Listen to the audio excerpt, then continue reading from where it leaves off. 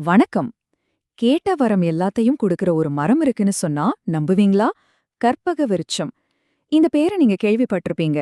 இது வெறும் ஒரு புராண கதையா, இல்ல இதுக்குள்ள நமக்கு தெரியாத ஏதாச்சும் ஆழமான அர்த்தம் இருக்கா? வாங்க, இந்த தெய்வீக மரத்தை பத்தின சுவாரஸ்யமான விஷயங்களை இன்னைக்கு நாம பார்க்கலாம். இந்த ஒரு வரியோட நம்மளோட தேடல ஆரம்பிக்கலாம். கருணை கடலே நீ கற்பக விருட்சம். எவ்வளவு அழகான வரி பாருங்க. இங்க அந்த தெய்வீக சக்திய ஒரு எல்லையே இல்லாத கடலாவும், அதே சமயத்துல நாம கேக்குற எல்லாத்தையும் குடுக்கற ஒரு அதிசய மரமாவும் சொல்றாங்க. இதுதான் நாம புரிஞ்சுக்க போற விஷயத்தோட அஸ்திவாரம். முதல்ல கற்பக விருட்சம்னா என்ன? இது தேவலோகத்துல இருக்கிறதா சொல்லப்படுற ஒரு மரம். அதோட நிழல்ல நின்னு நீங்க மனசுல என்ன நினைச்சாலும் சரி, அது உடனே உங்களுக்கு கிடைச்சிடும்னு ஒரு நம்பிக்கை. யோசிச்சு பாருங்க, அப்படி ஒரு மரத்துக்கு கீழே நிக்கும்போது நமக்கு ஏதாவது கிடைக்காது இல்லங்கிற குறைக்கே இடம் இருக்குமா? ஆனா இந்த மரங்கிறது வெறும் ஒரு கற்பனையான விஷயம்தானா? இல்லவே இல்ல. உண்மையில இது நமக்கு நல்லா தெரிஞ்ச சில விஷயங்களோட ஒரு சக்தி வாய்ந்த குறியீடு. அந்த கற்பக விருட்சத்தோட உண்மையான முகங்கள் என்னென்னு இப்ப நாம ஒன்னொன்னா பார்க்கலாம்.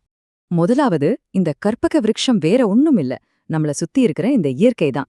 ஆமா, நமக்கு தேவையான சாப்பாடு, தண்ணி, ஏன் நம்ம சுவாசிக்கிற காத்து வரைக்கும் எல்லாத்தையும் கொடுத்து ஒரு தாய போல நம்மள பாத்துக்கிற இந்த இயற்கை தான் முதல் கற்பக விருட்சம். ரெண்டாவதா, இந்த விருட்சத்தை நாம கடவுள்னு சொல்லலாம். இந்த முழு பிரபஞ்சத்தையும் ஒரு ஒழுங்கோட இயக்குற அந்த மகா சக்தி இருக்கே, அதுதான் இந்த கற்பக விருட்சம். கண்ணுக்கு தெரியிற இயற்கைக்கு பின்னால இருந்து எல்லாத்தையும் இயக்குற அந்த பேருண்மை. கடைசியா மூணாவதா ஒரு அடையாளம் இருக்கு. இது ரொம்பவே கவித்துவமானது. அது ஒரு கருணை கடல். நம்ம ஆரம்பத்துல பார்த்தோமே, அந்த வரிக்கு இப்ப முழு அர்த்தம் புரியுது பாருங்க. அந்த சக்தி சும்மா கொடுக்கறது மட்டும் இல்ல, ஒரு எல்லையே இல்லாத கருணையோட அன்போட கொடுக்குதுங்கிறது தான் இதோட அர்த்தம்.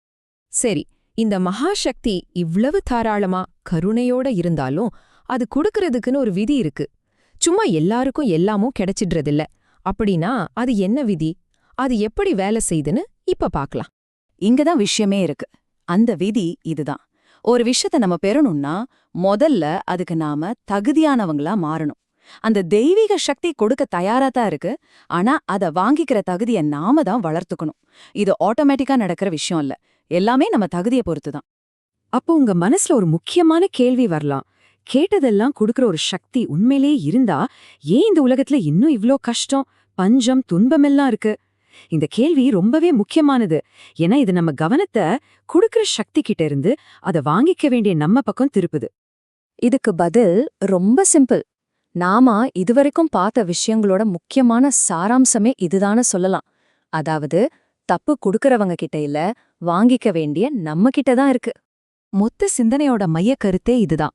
தகுதியுடையவராவது நம் கடமை. ஒரு நிமிஷம் இதை நல்லா யோசிச்சு பாருங்க. கடவுள் கிட்ட இருந்தோ இயற்கை கிட்ட இருந்தோ அருளை எதிர்பார்க்கறதுக்கு முன்னாடி அதை பெறத்துக்கு நம்ம தகுதிப்படுத்திக்கிறது தான் நம்மளோட முதல் வேலையா இருக்கணும். இந்த ஒரு ஆழமான கருத்தை ரொம்ப அழகா பெரிய ஞானியான தாய்மானவரு தன்னோட ஒரு பாடல்ல சொல்லியிருக்காரு. அதோட இந்த சிந்தனையை நாம நிறைவு செய்யலாம். கண்ணே கருத்தையன், கற்பகமே, கண் நிறைந்த விண்ணே, ஆனந்த வியப்பே, பராபரமே. அப்பாப்பா, என்ன ஒரு உணர்வுபூர்வமான வரிகள்! தாயுமானவர் அந்த சக்தியை எப்படியெல்லாம் கூப்பிடுறார் பாருங்க. அது என் கண்ணு மாதிரி, என்னோட எண்ணம் மாதிரி, நான் கேட்டதெல்லாம் கொடுக்குற என்னோட கற்பக மரம் மாதிரி, கண்ணு கெட்டின தூரம் வரைக்கும் விரிஞ்சிருக்கிற வானம் மாதிரி, சந்தோஷத்தோட உச்ச மாதிரி இருக்குன்னு சொல்றாரு. சரி, கடைசியா நான் உங்ககிட்ட ஒரு கேள்வி கேட்கிறேன்.